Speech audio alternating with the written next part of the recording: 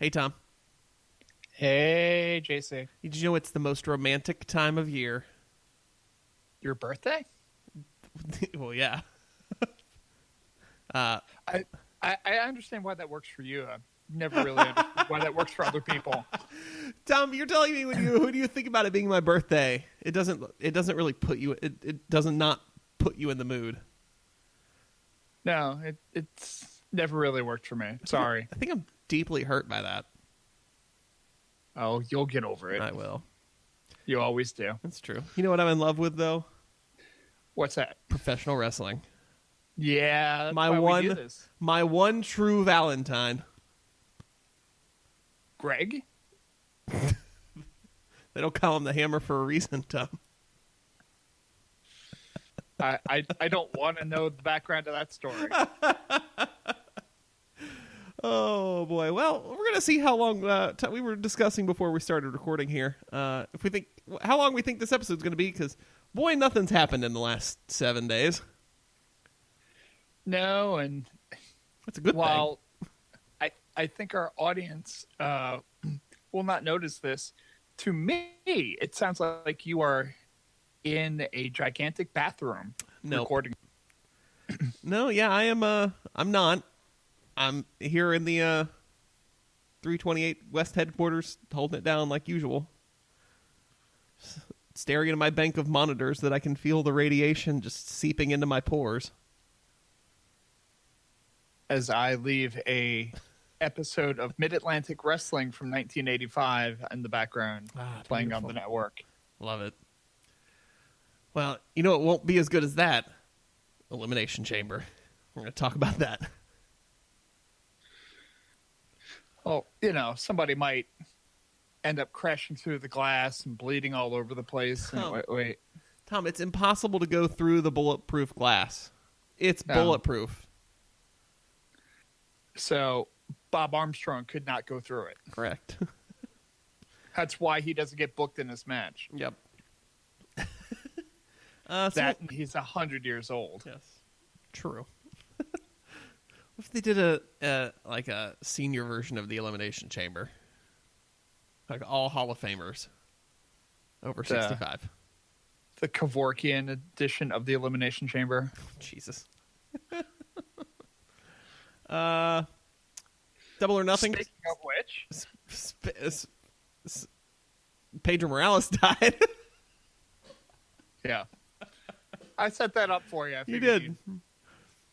And I was already planning the segue to Double or Nothing selling out in my head, so I had a panic attack in my brain there for a second. I was very confused on where we were going. I didn't know what was happening anymore. Oh, I guess that's what happens when you get old, right, Tom? Yeah. So I've heard. Well, let's start this show. What do you say? Sounds good, Jason. All right, you got to do me a favor first. What's that? Ring that bell. You're listening to the Cheaters Never Pin podcast, a proud part of the Section 328 network, bringing you all the best in wrestling from WWE, New Japan, and beyond. Now, live from ringside, it's Mr. Workrate and JC. Oh, buddies, it's the Cheaters Never Pin podcast. I'm JC. Here next to me at the commentary table to the stars is my good buddy, Mr. Workrate, Tom. You just rang that bell without even asking me. I just cut you off. I had the hammer in hand and just shoved me out of the way and rang you. I jumped the gun. All right. Should we just dive in? I feel like usually funny things have happened to banter about, and now it's just like, I don't know, there's pay-per-view on Sunday. Yeah. Let's just kind of roll with it. I don't know what's going to happen tonight, but... Ooh, those are the best shows that we have, though. So... And, I get to understand about 2/3 of what you're saying, so... I'm so sorry. I don't know what changed, Tom. I don't know, but you're... I don't know. You've joined the robot people, I guess, but... Oh, no. As long as the... outside people don't hear you as a robot, I will soldier on. Oh, good. Well, thank you. It's like, it sounds fine in my ears, straight off the board. And that's what gets recorded. So I don't care what you hear, Tom. Yeah. Elimination Chamber is this Sunday from somewhere. I don't remember where. Because that's how not important it is. Yikes. I guess the most important thing on the entire card. Houston. Ooh, do we get to see Booker T on the pre-show then? Sucka. All right, it's worth it. Booker T, who is suing... God, who is he suing? I saw this article. I don't know. This is news to me. For the use of G.I. Bro. I think he's suing Activision or something. Because they made... Oh, yeah, because they made some character in the new Call of Duty that kind of looks like G.I. Bro, which is his creation. And so he's suing them.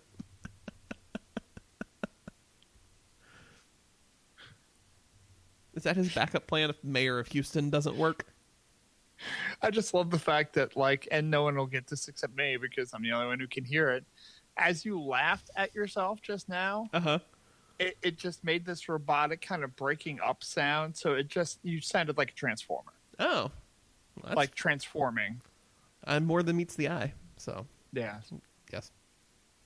Inside the Elimination Chamber, the first ever WWE Women's Tag Team Championships that aren't the first ever WWE Women's Tag Team Championships will be decided.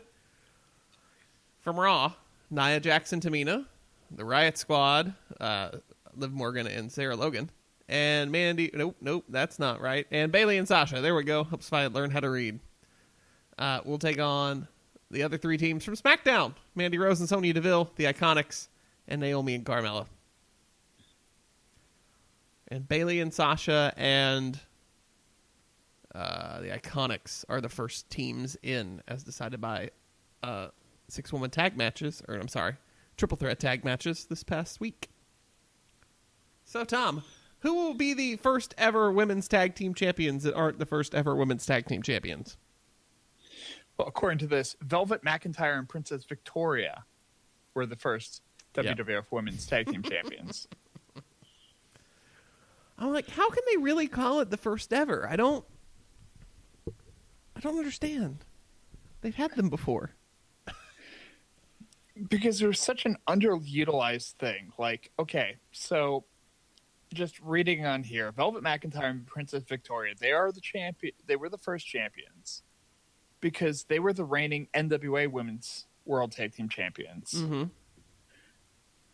When WWF officially withdrew from the NWA, right, they were recognized as the first WWF champions. So, despite the fact that they never their first match in WWF technically took place April 4th, 1984, they won the titles May 13th, 1983. Okay. All right, that makes sense. All right, I see how I can get away with that. I mean, they did give them belts, but then they kind of shifted them because it's odd. You have Velvet McIntyre and Princess Victoria, and then the second champions are Velvet McIntyre and Desiree Peterson, which doesn't make any sense until you realize that Princess Victoria suffered a career-ending neck injury on September 1st, 1984. Okay. So Peterson took her place. Now, Princess Victoria, Desiree Peterson, these are people I don't know. Velvet McIntyre, I do know. Mm-hmm. She was a Moolah trainee, but I'm assuming any woman pretty much wrestling in the WWF at that time was part of Moolah's stable, brothel, whatever you want to call it. For sure. Then the Glamour Girls of Leilani Kai and Judy Martin defeated Velvet McIntyre and Desiree Peterson, August 1st, 85, in a house show in Cairo, Egypt, and proceeded to hold those titles for about 2.5 years, dropping them to the Jumping Bomb Angels at the 1988 Royal Rumble. Okay. The Jumping Bomb Angels then dropped the belts back to the Glamour Girls at a house show in Japan on June 8th, 88, where they won the title by countout, of all things. Okay. So, not sure what was going on there. And that was it. Woo. Alrighty. So there's your entire history of women's tag team wrestling for titles in Vince McMahon's promotion. All right. It's a nice, it's good to know. Win your next wrestling bar trivia with that knowledge. Or not. I don't know.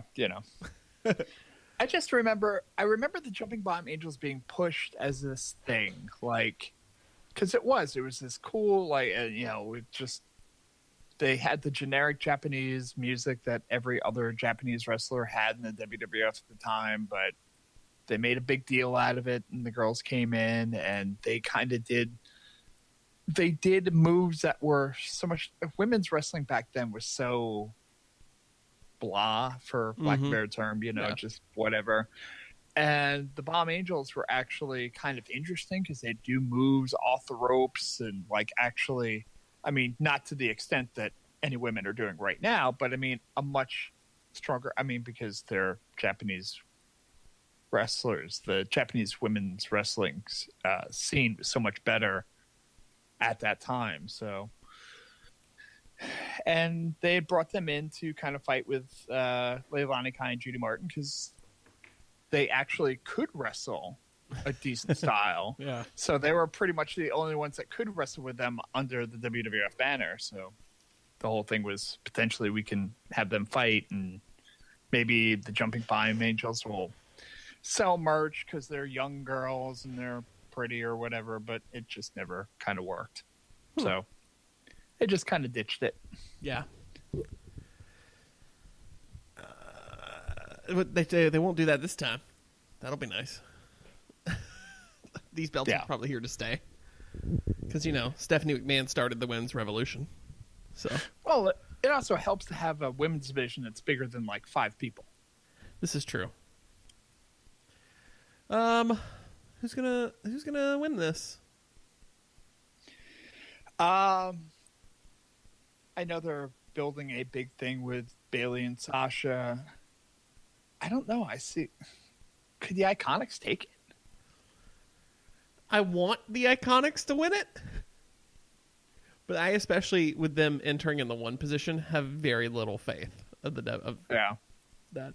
Now, with Bayley and Sasha being in the 1 position to start the match, I'm like, well, there's your story. Because that's the same story they've told the last 2 weeks on Raw, right? With Sasha being hurt and Bayley winning both matches. And now, well, I guess she did win last week or Monday. But being in that position to fight through. And now Sasha's cleared again. WWE announced today to participate, so I can see them telling the underdog story. I feel like the answer is going to be either them or Tamina and Nia. Yeah, it's going to be difficult to beat Tamina and Nia just because they're going to be the monsters in this whole thing, and one would think that something like the Elimination Chamber is something that's meant for someone like them, a more destructive, a more hardcore match than a traditional match, so it's kind of more set in their way. But yeah, if anyone goes through the plexiglass, it's Nia. I totally see that spot happening. Could be Tamina too, but certainly one of those two are getting sidestepped and going into a pod. Yeah, the charge on like Sasha or something like that, and Sasha moves at the last minute. Yeah. That's the only spot I expect in this match. I could also... another spot I could expect, I don't know if it'll happen, is just the Iconics hiding on top of a pod. Right?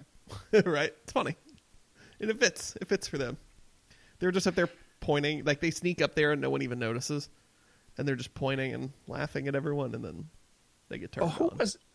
Who was it a couple of years ago? I think it was Jericho that, like, just went back into the pod and tried to, like, wedge himself in so it wouldn't open up so that everybody else would fight while he was stuck in there. I know Sheamus did it because he ended up locking it from the inside with his cross. Maybe that's who it was. And that was 2 or 3 years ago. Something like that. Yeah. I mean, that's a pretty typical spot of being scared. And, yeah, Okay, I can see them doing that spot too. It's pretty good. Yeah. Whatever. They're amazing. They're the best comedy act in WWE. Yeah. So yeah, but I'm gonna bite the bullet. I'm gonna pick Bayley and Sasha. I think you want to make the fans happy here, and that way they can turn on each other, Tom. Oh, I think someone mentioned that like there's only 3 women baby faces of like pretty much everyone. Becky, Bayley. Becky is not technically a babyface. Becky's that hardcore tweener. Damn it. Okay, Becky doesn't care about anyone. Bayley, Sasha. I guess Naomi and Carmella. Lana. Is Lana a face? Because isn't Rusev heel now? It's true because he's teaming up with Shinsuke, right? All right, good point. That's about it. Yeah. So you got a whole bunch of evil girls and Bayley, Sasha, and Carmella, and Naomi. That's it. Cool. In 2 divisions. Well, I guess Nikki Cross could be face, sort of, but I mean that's kind of the issue that they're running into. It's like it's just everybody's a mean girl. Yeah. So they can't turn Sasha at this point. That's kind of the thing. See, you say they can't, which means they absolutely will. Just like I think we almost agreed they can't turn Becky versus Ronda into a triple threat. And they did. Well, kind of. Not officially yet. No. Charlotte will be sitting ringside for the Ronda Rousey Ruby Riott Raw Women's title match because after apologizing to Triple H and Steph, who graciously accepted her apology and put her back in the main event and reinstated her, Becky Lynch was ousted from the main event and given a 60-day suspension by Vince McMahon, which expires 4 days after WrestleMania. And he handpicked Charlotte to take her place. Why is Vince getting involved again? Because McMahon equals ratings, right? That's how it works. Isn't that how it works? Yeah, I'm pretty sure. Okay. That's why his son's the tag team champion. Anyway. Boy, the internet sure worked themselves into a shoot over this, brother.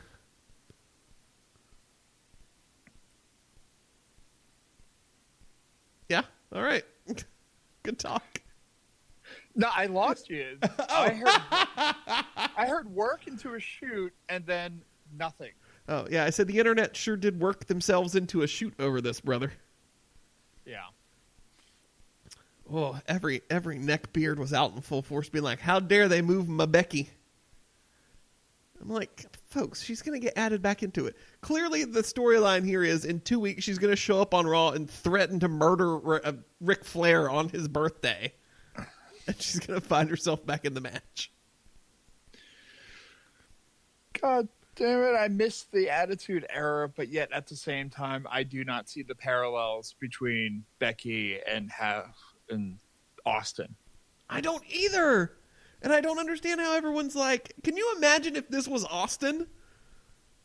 With this storyline? Come on. But I mean, but that's how they're weaving it. They're plugging her in just the same way that they plugged in the whole Austin thing is the anti-authority, I do whatever the hell I want to type thing, which is fine. But again, it reads as so phony off of her. I mean, what she was doing more naturally is fine. It's just the whole... I think it comes off better when she's doing just naturally the stuff that she's doing, like online and all that type of thing. Just let her do that kind of natural stuff and stop trying to kind of build what seems like a somewhat authentic character into like a storyline character as well. Yeah. True. Now here's a question I have that I'm going to look up right now. If she's suspended for 90 days or 60 days, does that mean they take down her merch? I'm curious. I've actually never checked this before. Oh, no. On the front page of WWEshop.com, you can buy your WrestleMania t-shirt. Oh, and look, it takes you to the Becky Lynch merch page. I mean, I realize we don't want to interrupt them making their money. But at the same time, kayfabe, brother. Maybe they'll have a big sale. That'd be great if it was all like 75% off. Just same way as like, the Enzo Amore merch. It starts at 60% off, and every day the suspension ticks down. It's 1% less. Act now. Oh. So Ronda Rousey beats Ruby Riott to retain the Raw Women's Championship, and will absolutely go on to face Becky and Charlotte at WrestleMania. I mean, you know me, I'm a Charlotte mark. I'm very excited. No. Right, I know. Breaking news. I'm very excited she's in this match. Did I run around my house wooing when it happened Monday night? Yes. Yes, I did. Also, I think she deserves it because she has been the workhorse of the division, legitimately. Yeah. Okay. No, if you disagree, go ahead and I'm letting you roll. Oh. I thought you were just kind of going into this whole thing. Okay, yeah. So I think she legitimately deserves to be there if this is going to truly be the first ever women's main event of WrestleMania. It works from a marketing perspective to be like, it's Flair's daughter. Also, she's great with the media and in everything else they do promotional wise. So I think it's the right decision. I think it's good to reward her in that manner. And I also think if it's a Becky Ronda match, the quality of the match itself is not that great. I think you add Charlotte and the match quality gets exponentially better. Because neither Becky nor Ronda are really a ring general. I think it becomes a more interesting match with Charlotte involved because Charlotte brings a different moveset and makes it kind of more interesting. Becky still has this kind of, submission ground style. And of course, Ronda's going to do her MMA shooting style.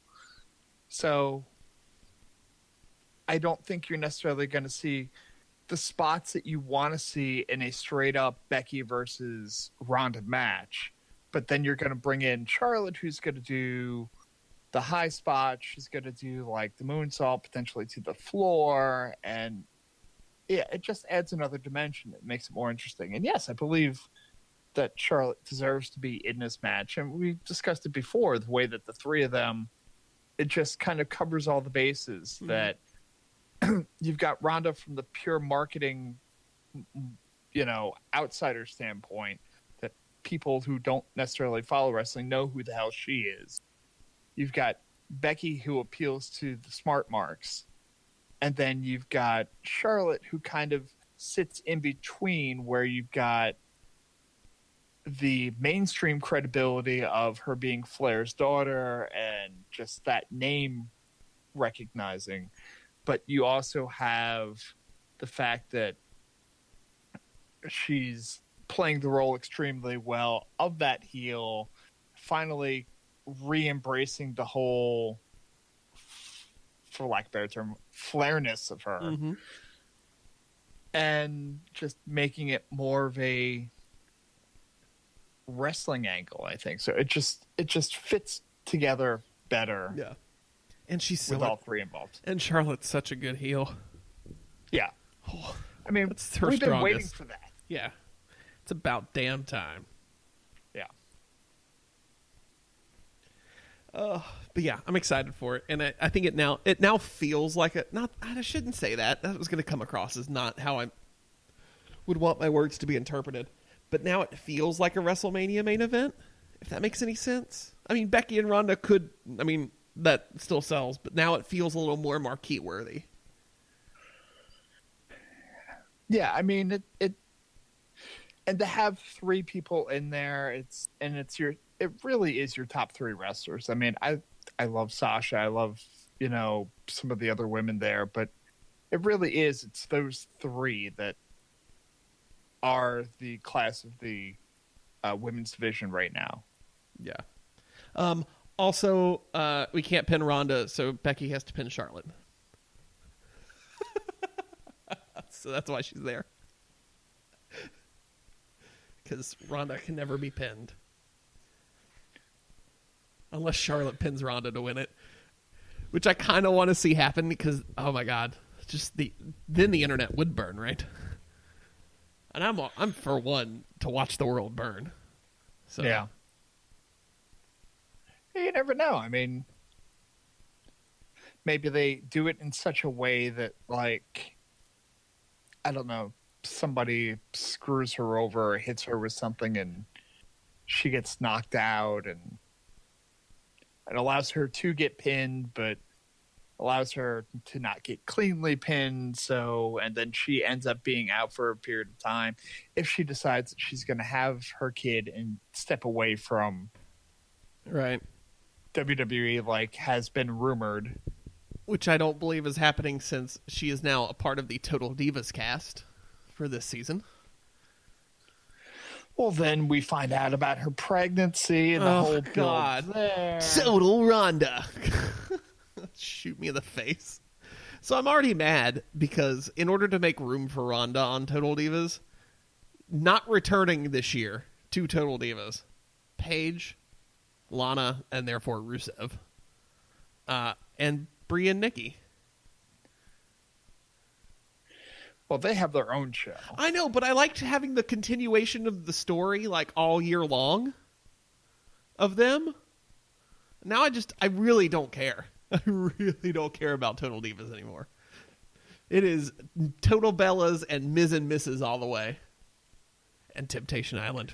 We better get just another season immediately after this one concludes every Tuesday after SmackDown. Tom, it's so good. It's so trashy and so good. That's a separate podcast of its own. Have you seen that on Reddit now? It started like the first week as a joke, and now it gets thousands of posts every Tuesday at 10 p.m. There's on Squared Circle. There is a Temptation Island watch thread, and people are watching it seriously, and it's hilarious. Everyone's like, I mean, it's kind of like wrestling too. So, it's so good though. Evan, if you're listening to this, you're a piece of crap. Your girlfriend is too. Ooh. Both of you are terrible for each other. I'm glad you went to this stupid island.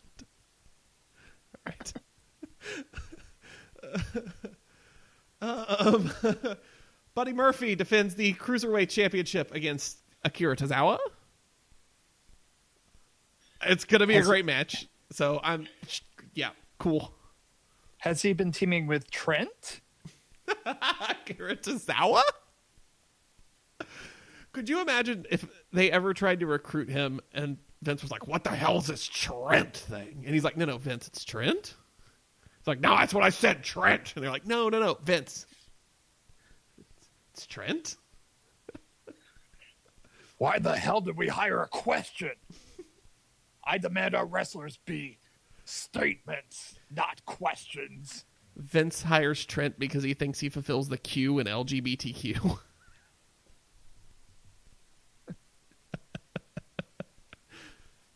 There's a reality series. Or an Edge and Christian show bit, probably. Yeah. Finn Balor will get the chance to win the WWE Intercontinental Championship as he takes on Bobby Lashley and Lio Rush in a handicap match. And if he pins either of them, he becomes the champion. Mostly, I'm really excited to watch a Finn Balor versus Lio Rush match. Yeah. Because that's a banger right there. That's an underrated element of this match. Yeah, that's the sleeper part of this match. I'm like, all right. I think you give Finn the strap going to Mania. Again, you're getting ready to market WrestleMania to the masses. So. Yeah, I think they threw the belt on Lashley to see if maybe it would help him a little bit, and it just really hasn't. It hasn't helped him, but I don't know that he needs it. The Lashley Leo Rush thing I like. It just hasn't found its place yet. Yeah. I like it way more now that we don't have Leo Rush running around the outside of the ring every match with a microphone. I mean, well, you got to figure, too, the Intercontinental Championship is going to be, at WrestleMania, put into some six-way ladder type match anyway. Right. I mean, it's usually, the last few years, the Intercontinental match has been the opening match. That's your curtain jerker. You need a huge, impactful match. You got Finn, who, you put other people in there. Have the Cruiserweight Championship on there this year. Have that be your opener. That'd be cool. Well, but then what will be the match at 5:30 in the afternoon? In front of 300 people inside a 70,000 seat stadium? I don't know. You mean what will be playing on my TV as I'm in my kitchen and I'm just listening to the commentary? Yeah. Yeah. Because I'm like, crap, I got crap to cook. It's WrestleMania. Braun Strowman will take on Baron Corbin in what was announced on Twitter today as a no DQ match. Thank God. Could you imagine this trying to be a straight wrestling match? No. It would have been terrible. It's gonna. Well, I mean, I just don't care anyway because I'm so sick of these two together. I don't even care who wins or loses. I just do not care. They are destroying Braun Strowman. Yeah. It's been fascinating. Strowman was still one of those things where it got served up to them on a platter, but it could have very easily been done. It had to be done properly. Right. And anytime something has to be done properly, it isn't. What? No, not in WWE. No, of course not. But I mean, like, it's difficult when you have a monster like that to actually book him properly to keep things moving along. I mean, a lot of times with a monster like that, you have to make sure that they stay out of the title picture until you bring it up to some major pay-per-view where if you really want to put the strap on. I mean, that was the issue with Goldberg, was when they originally put the U.S. title on him to kind of calm people down. That was cool, and he could still barrel through people, but you still wanted to see the money match. You still wanted to see him versus Hogan. That was the strong build. That was the number one thing you wanted to see, especially on free TV. But, yeah, it's a different story. But that was the whole build to him, is they still had the undefeated streak, so you had these two things that were building up to each other. Mm-hmm. But as Braun got his momentum, they immediately put him in a title picture, and it's like, no. And then they had to kind of pull him out of the title picture, like, okay, we'll have other things happen. It just, yeah. It was not done well. No, not at all. I mean, he can be rehabbed pretty easily, but yeah. Ugh. Yeah, I just don't care about him and Corbin. I feel like this feud has been going on and it has been going on for months. And it sucks because Baron Corbin's not horrible, but everything he does just seems to turn to crap. Yeah, I want to like him more than I do. And you can tell he's dedicated and he cares. Yeah. But I think it's he would be. They need to bring back Torso Face. He needs to take his shirt off, and we need the Torso Face back, and then the crowd goes wild. And the Doctor Who TARDIS with a heart in it on his chest. with a bluebird behind it, right? Yeah, what the hell is that? I don't know. I think you know what? I'm sure I think he's on an episode of like Superstar Inc. on the network or something, so I'm sure he explains it. I had totally forgotten about it until I was watching an episode of Edge and Christian, and I forgot who they had him dressed as, like what wrestler he actually was, or if he was actually portraying a wrestler or just one of the fake wrestlers that they do. Mm-hmm. But he had like this cheesy mustache on, and he didn't have his shirt on. So, oh my god, was he bald too? Tattoo again. Yeah, I'm sure he was in his bald phase. Bald shirtless Corbin is quite the proposition. Yeah. So, I was like, oh yeah, I remember that now. Yeah. Before we finish, what? So, watching Mid-Atlantic again. Oh, yeah. And Nikita Koloff and I love Nikita. I mean, even when I was still like an America-loving mark, I had all respect for Nikita and how he absolutely, like, he had the build. He wasn't like super, like, bulky like Hogan. He had like the strong athletic build, and like the sickle just destroyed people. He's just now, and it's funny because he goes and he throws the guy like outside the ring, and he like he goes over the top rope, and he hits the floor, and like the jobber, to get like the extra $5 or whatever, then just starts spazzing out on the floor. Like that extra shot on the floor caused him to do like the fish out of water spasm. It's funny. It's like, the camera's on me. I know. I gotta sell this. So, you know what else we need to sell tonight, Tom? Oh, some audiobooks. But how do we do that, JC? Well, you do that because tonight's show brought to you by Audible. And if you didn't know that you could go to audibletrial.com/cheatersneverpin and browse their unmatched selection of audio programs and download a free trial and start listening. It's that easy. Free. That just sounds too good to be true. It is. It is not, actually. I'm sorry. I was going to say, it's not too good to be true. It's not. It's a literal real thing. No.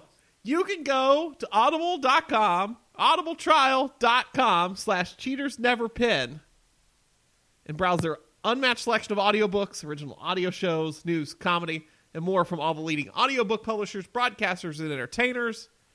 And you get a free title. And you can start listening right away. How awesome is that? That's one of the best things. I mean, and you don't have to spend any money. No, it's a free trial. And you get a free Absolutely audiobook free. just for signing up for a free trial. If that were me, I would pick like the longest book. Oh, yeah?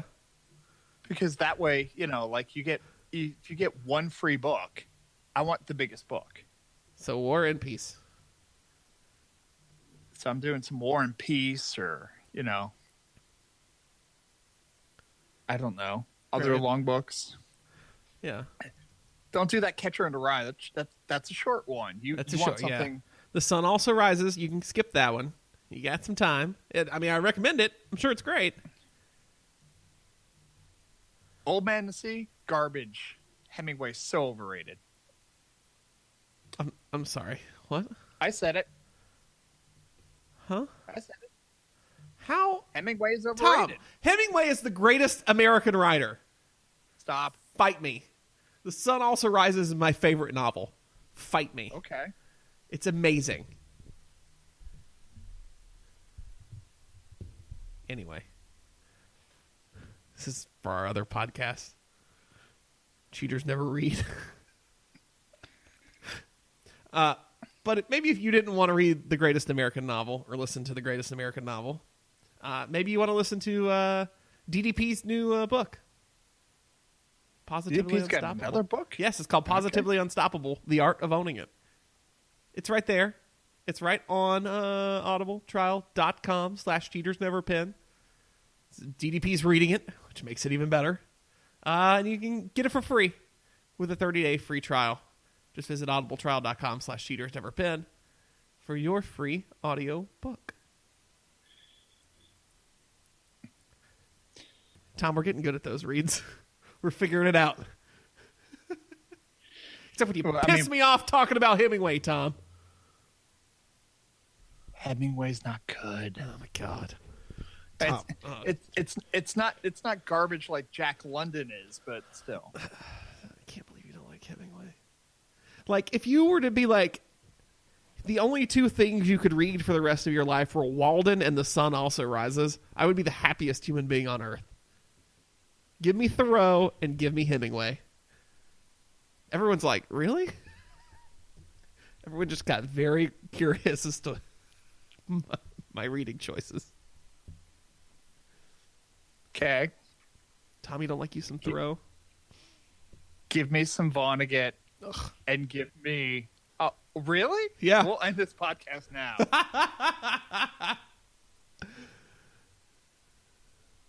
Tom was serious. He hung up. No, just kidding. My new podcast with Meg starts next week. Yeah, but it's not going to be about wrestling. Doesn't have to be. Well, that's rude. Dude, Meg knows Japanese. She can help me with the damn New Japan. Bro, you wouldn't do that to me. Bro. It's fine. I'm going to start a podcast with Vince Russo.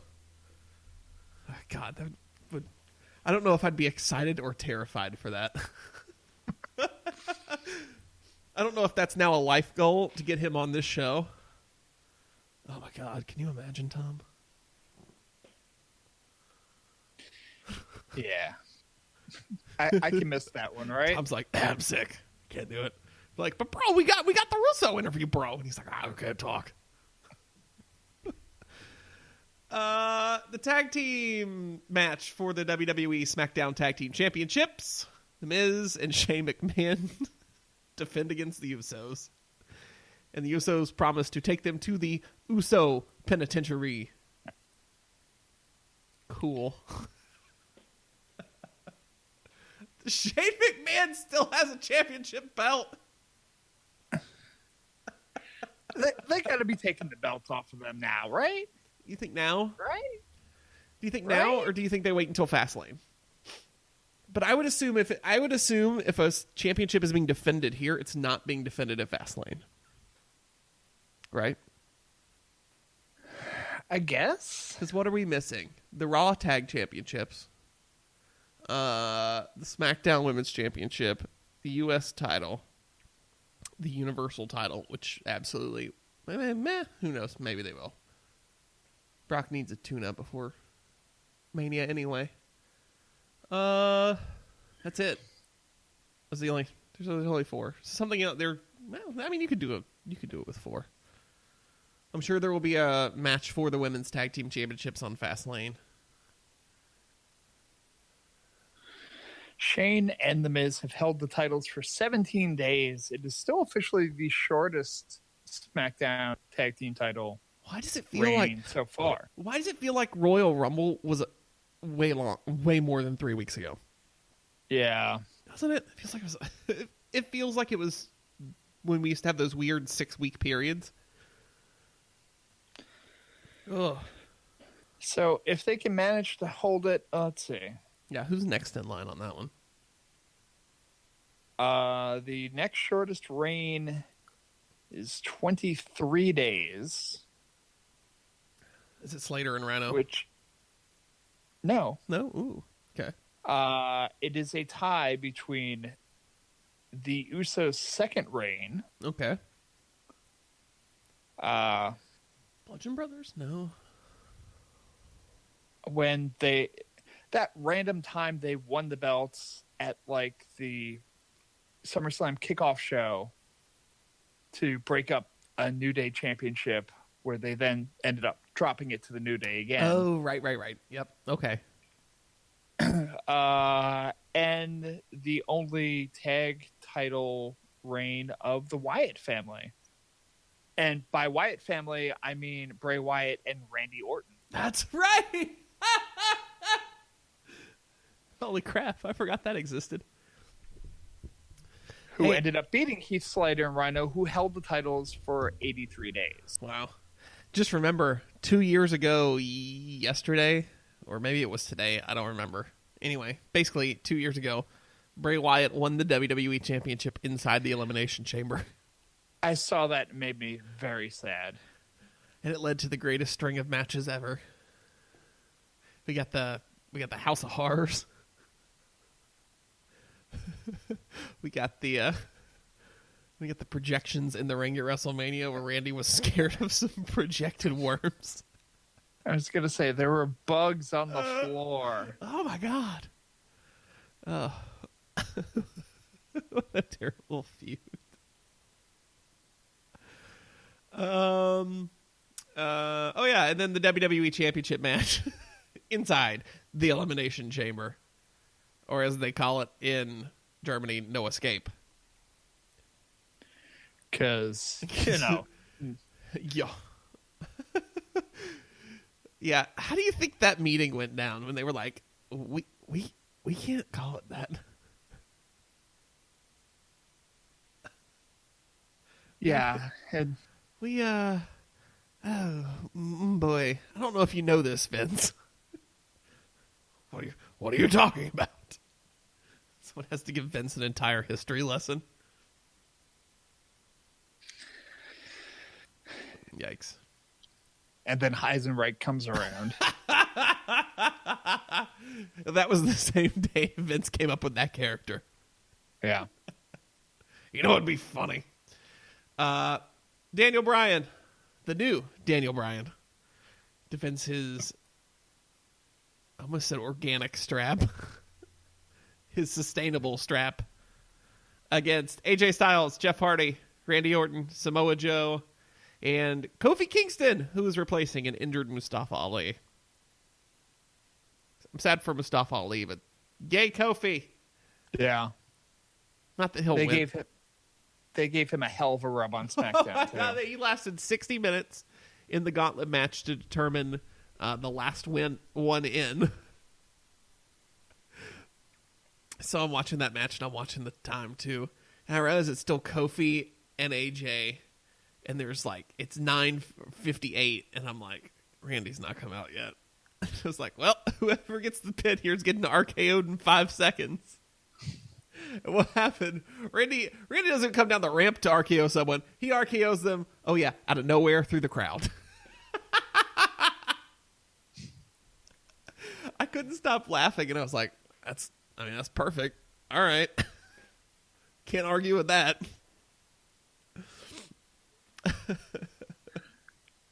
I just really wish that if I could bring one wrestler back right now, it would be so Daniel Bryan could defend his hemp title against Rob Van Dam.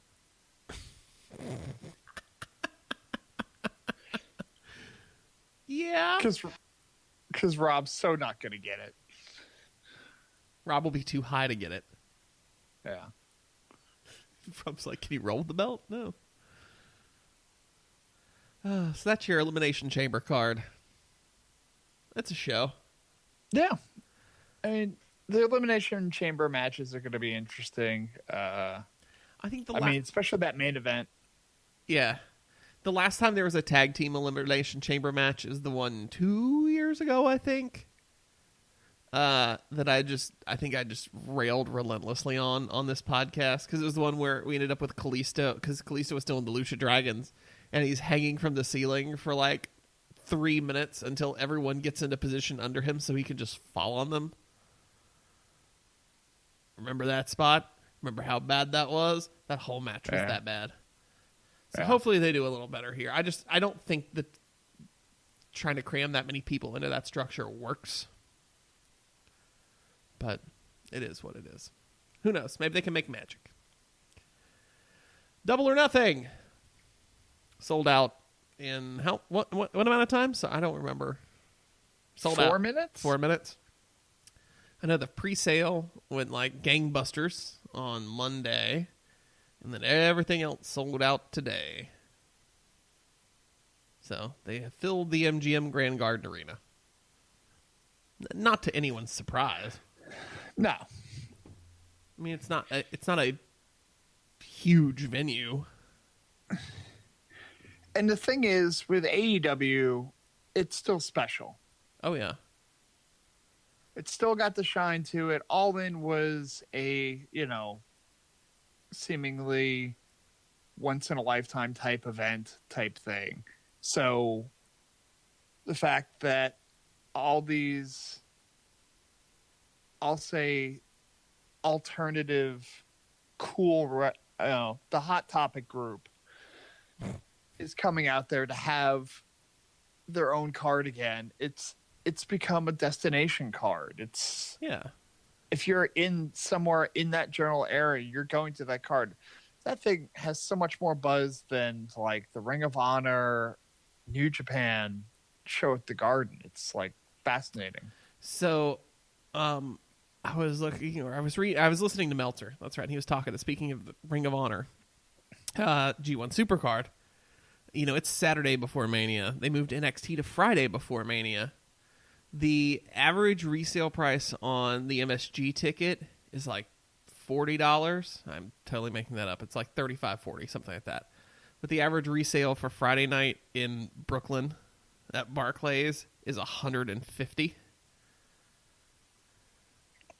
I'm like, whew, yeah. Well, clearly one of these is in. I mean, of course, there's always going to be that gap there because WrestleMania weekend, wherever it is, becomes the center of professional wrestling, and there are people that go to everything. It's still about WWE, and it's majority WWE fans going. Right. But that is a huge gap between those, especially when you think about the other shows in it. It's Ring of Honor and New Japan in Madison Square Garden. So, kind of interesting to see. It's weird and it's tough, too, because you're talking about NXT. You're talking about NXT TakeOver, which is, is going to be an awesome show. Mm-hmm. What the hell? What? I'm sorry. Please. I'm sorry. I just looked up, and I will take a picture of this. Ooh. Put it on the Insta. Or send it to me, and I'll put it on Instagram. Because, I've got the Mid-Atlantic going in the background, and I just happened to look up because Dusty cut a promo, and in the ring is Arn Anderson, and Arn looks like Arn always does. Okay. He's shirtless in his trunks or whatever. He's got a title belt. He takes it off, and he's wearing a fedora. And I don't know why. Good old fedora Arn. Everybody goes through a fedora phase in life, right? I feel like it's part of growing up. It's just, I don't know if he's trying to, solve a crime or... Ace Detective Arn Anderson. I'd watch that on the network. I don't see why we can't have that. Get on that, Vince. It'd be great if they did ever produce that, though, Tom? What's that? If they put it on, a DVD. Oh, DVDs. So I could keep it, right? That way I can have it. Right. Right. You can, I enjoy DVDs because... His picture. I'm sorry. See? Oh, all right. Well, I know what the photo. Now everyone listening is like, now I understand the photo that accompanied the show on social media. Now you know. All right. We have a show title now. Arn Anderson's Fedora Edition. Yes. But yeah. So anyway, I enjoy DVDs because we'll take road trips in our van, and it has a DVD player in it. That's perfect. So, kids have the devices or whatever. It sometimes is fine or whatever, but sometimes you just want to relax, not look at a phone or something like that. Just put in the DVD And, we don't have a newer car that has like streaming service or something like that in there. It just takes DVDs. You throw a DVD of whatever, whether it be wrestling or The Office. Yes. Now I want to buy a car with Netflix built in. As someone who routinely has Netflix playing while they're driving anyway, yes, I do that. Don't judge me. I'm not watching it. I just have the audio going, and it's generally The Office. No, I've done that because, it was one of the reasons why I ended up buying the Office DVD set. Because, again, in our van, when you play the DVD, it plays over the speakers. Right. So I can't listen to the radio if the back seat is watching The Office. Right.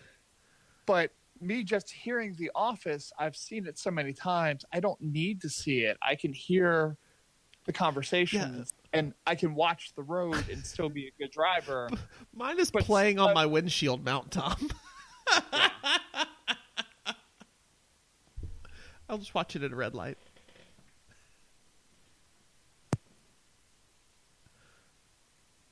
Oh. You there? Yeah, I'm there. Oh, okay. I turned the unmute a bunch, and I was like, Anyway. Sorry, I didn't hit the button. I did the switch. So, But I had to cough. Oh, gotcha. And if I wanted to buy cough syrup. Ooh, or some tissues to cough into. Yeah. Or maybe just a coughing towel if such a thing exists. Yeah. Where would you buy that, Tom? I'd go to Amazon to buy it, of course. Oh, okay. So let me see. Maybe I'll send you that for Valentine's Day. Friends get each other Valentine's Day gifts. So let me get to my browser here. Let me go to Amazon. No. No. What did I do? JC, you did it wrong again. What did I did? You go to Amazon.com directly, and that's wrong. Okay. What you need to do is go to cheatersneverpin.com. It's way longer to type, Tom. No, trust me, it'll be worth it. Oh. So go to cheersneverpin.com. Who knows? There might be new content there someday. There's at least one every week. But, it's where our podcasts are as well. Yeah, it's our archive. But also there is a button. Is the Amazon.com button. You click on that button, you load up your Amazon cart. Because that button will take you to Amazon.com website. Yeah. You load up that cart. You put in those DVDs that you want. You put in Blu-rays if you're fancy like that. I am. You get your coughing towel. You get, if you don't have a preference and you're going to see your Valentine a couple days after Valentine's Day, you can pick up some Valentine's Day stuff. But wait, because it's on sale. Yeah. Not that anyone I know would ever do that ever in any current situation where that might be the case. No. But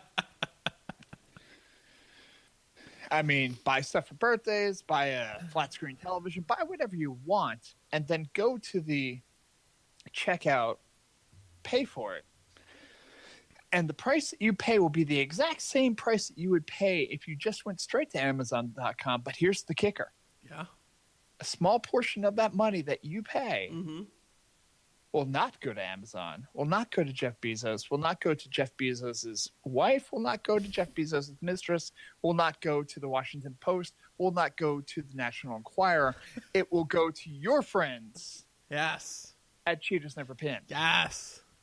So go to cheatersneverpin.com and click the Buy on Amazon button. Pulls. All right, Tom, we've already hit an hour somehow. How did that happen? I don't know. So let's wrap this thing up. But before we do, Tom, I'm not a spring chicken anymore. But I know nothing of after this podcast. Yeah, right. I know nothing of Pedro Morales. So give me a 120-second little crash course here. Okay. Pedro Morales was a older wrestler. No, obviously, he was an older wrestler. I was letting it go. I'm sorry. Adams. Any joke I had would have been considered tasteless. His prime was around the 60s and 70s.